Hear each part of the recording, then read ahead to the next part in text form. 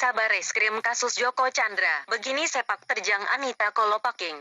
Halo, selamat datang di Kabar Berita Indonesia. Bersama saya Gadis Bianca akan senantiasa hadir memberikan informasi berita terkini. Sebelum lanjut mendengarkan berita ini, sebaiknya subscribe dan follow terlebih dahulu channel ini agar kalian selalu update berita terbaru. Badan Reserse Kriminal Kepolisian Indonesia atau Bareskrim Polri akan kembali memeriksa pengacara Joko Chandra, Anita Kolopaking, sebagai tersangka pada Selasa, tanggal 4 Agustus tahun 2020. Terkait Anita Kolopaking, rencananya yang bersangkutan dipanggil penyidik Bareskrim Polri sebagai tersangka pada tanggal 4 Agustus tahun 2020, ujar Kepala Biro Penerangan Masyarakat Humas Kepolisian Indonesia, Brigadir Jenderal Polisi Awi Setiono, dalam keterangannya, Senin, tanggal 3 Agustus tahun 2020.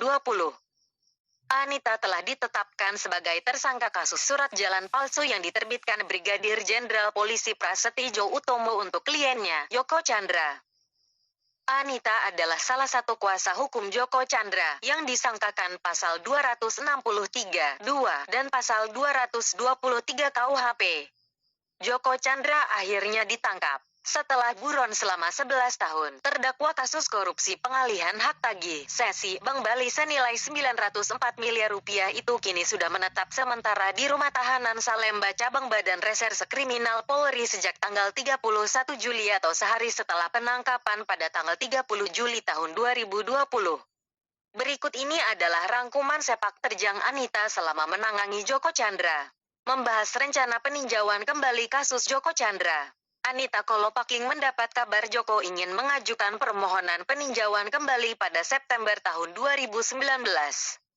Seorang utusan meminta Anita mempelajari kasus hak tagih Bank Bali yang menjerat Joko. Anita kemudian rutin berkomunikasi dengan Joko hingga beberapa kali bertandang ke kantornya di Gedung Pencakar Legit The Exchange 106 di Kuala Lumpur, Malaysia. Kami sering berkomunikasi. Setelah semua sudah oke, ya tinggal nunggu daftar dan sidang, kata dia pada Jumat, tanggal 10 Juli tahun 2020. Joko menjadi buron Kejaksaan Agung sejak 2009.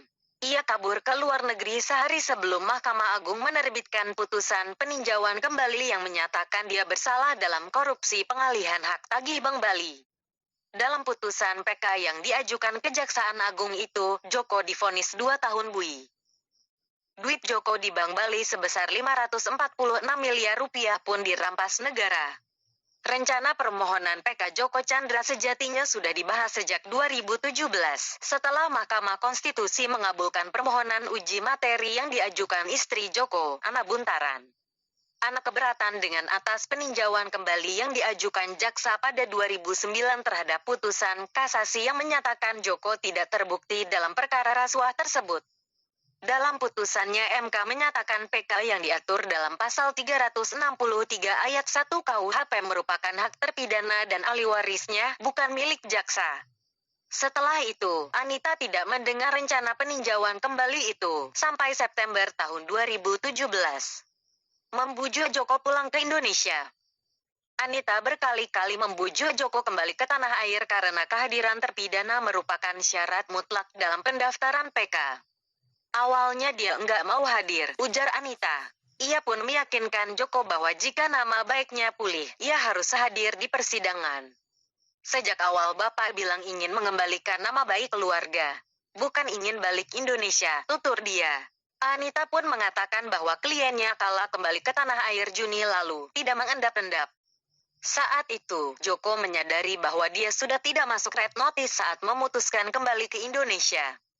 Dikonfirmasi mengenai perannya dalam meloloskan Joko Chandra keluar masuk Indonesia hingga tanggal 18 Juli tahun 2020, ia belum merespons. Menyiapkan kartu tanda penduduk. Dilansir dari majalah Tempo, Anita menyiapkan KTP elektronik untuk Joko lantaran kartu kependudukan milik kliennya itu sudah tidak berlaku sejak 2012. Menggunakan jejaringnya, Anita memperoleh kontak Lurah Grogol Selatan Asep Subahan. Melalui Asep, Anita mendapat informasi bahwa data Joko masih data, namun dalam status tidak aktif. Asep pun menyilakan Anita membawa Joko datang ke kelurahan untuk melakukan perekaman data. KTP tersebut terjadi pada hari yang sama. KTP tersebut terbit kendati Joko ternyata sudah berpindah kewarganegaraan ke Papua Nugini pada 2012. Dalam wawancara bersama Tempo, Anita mengaku tidak mengurusi berkas sama sekali dan hanya diminta Joko untuk mengecek data kependudukannya apakah masih aktif atau tidak.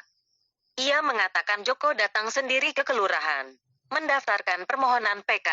Anita mendampingi Joko kala mendaftarkan permohonan PK di Pengadilan Negeri Jakarta Selatan.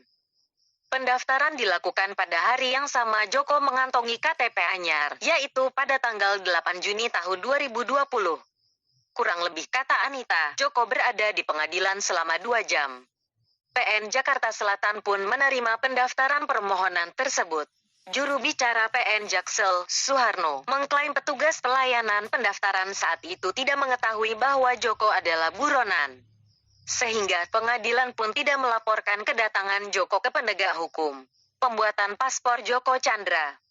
Sebelum balik ke Kuala Lumpur, Joko membuat paspor di kantor imigrasi Jakarta Utara pada Senin pagi, tanggal 22 Juli tahun 2020.